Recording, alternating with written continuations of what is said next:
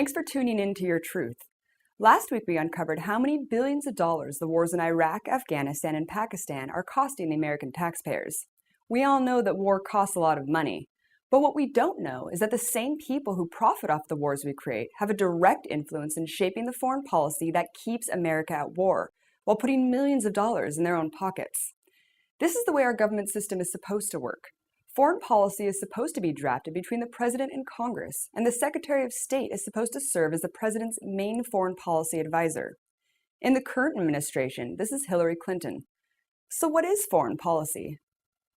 Foreign policy is a set of goals outlining how a country will interact with other countries economically, politically, socially, and militarily. These days, many of our elected representatives have become merely the messengers of foreign policy prescriptions that were created by councils and think tanks comprised of CEOs and executives from the largest corporations in the world. On these councils sit executives from every major industry, from food to media, and most shockingly, national defense. Do you think there's a conflict of interest when the CEOs of major defense corporations are advising our lawmakers on foreign policy? Before you decide, ask yourself this. If you were the CEO of Lockheed Martin, the largest defense corporation in America, and 95% of your company's $35 billion annual profit came directly from government contracts that employ you to supply war materials, would you want the war to end? Especially if you personally enjoyed a $21 million increase in compensation from 2005 to 2008 as a direct result of the war on terror? Between 2001 and 2005, defense corporations' annual profits climbed 189%. And the CEOs of these corporations that benefited the most from this profit increase sit on councils together with our politicians to recommend, suggest, and prescribe foreign policy.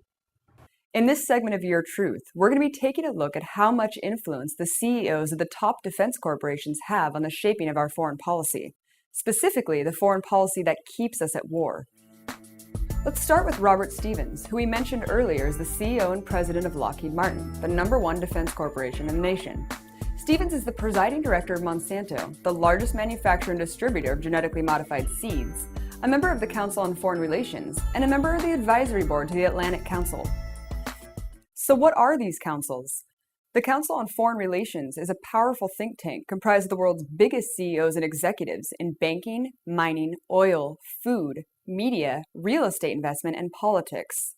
A few of the most recognizable political members include David Rockefeller, John McCain, Dick Cheney, Colin Powell, and Madeleine Albright. President of the CFR, Richard Haass, was the former director of policy planning for the Department of State. CFR board member Richard Holbrooke is Obama's special advisor on Afghanistan and Pakistan. According to their website, one of their functions is to sponsor independent task forces that produce policy prescriptions on the most important foreign policy topics. Let's not forget that corporate CEOs do not take an oath to serve the best interests of the American people. Their primary obligation is to maximize company profits. I know we all want to believe that our politicians are incorruptible and won't take corporate dollars that might sway their decision-making. But would millions of dollars sway you?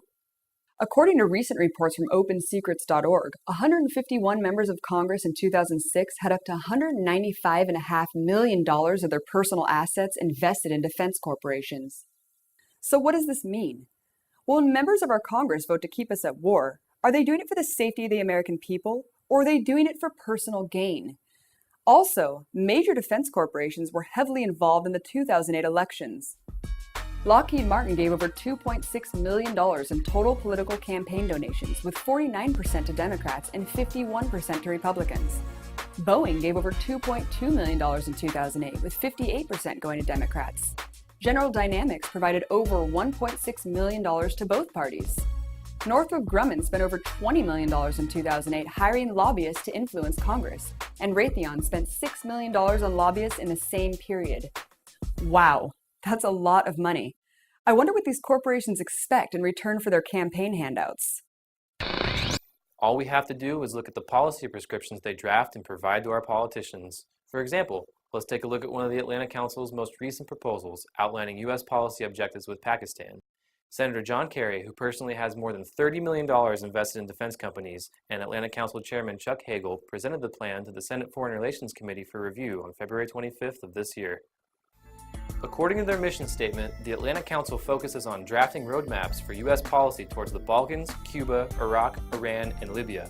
Other than Robert Stevens, CEO of Lockheed Martin, who else belongs to this council? Corporate membership includes the top 4 defense corporations in America: Lockheed Martin, Boeing, Northrop Grumman, and Raytheon.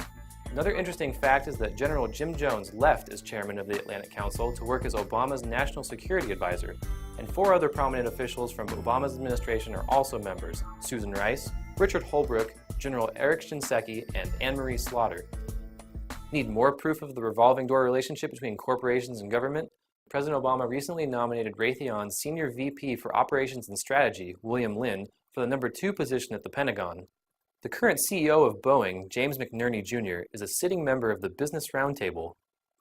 The Business Roundtable is comprised of CEOs of the top 160 corporations who present government officials with reasoned alternatives and positive policy suggestions. Also, it is not unusual for Business Roundtable members to meet with the president and his staff in private. Northrop Grumman, the 4th largest defense corporation in the world, saw net sales of $7.6 billion in 2000 skyrocket to nearly $34 billion by 2008. According to CorpWatch, at least 7 former officials, consultants, or shareholders in Northrop Grumman held positions in the George W. Bush administration.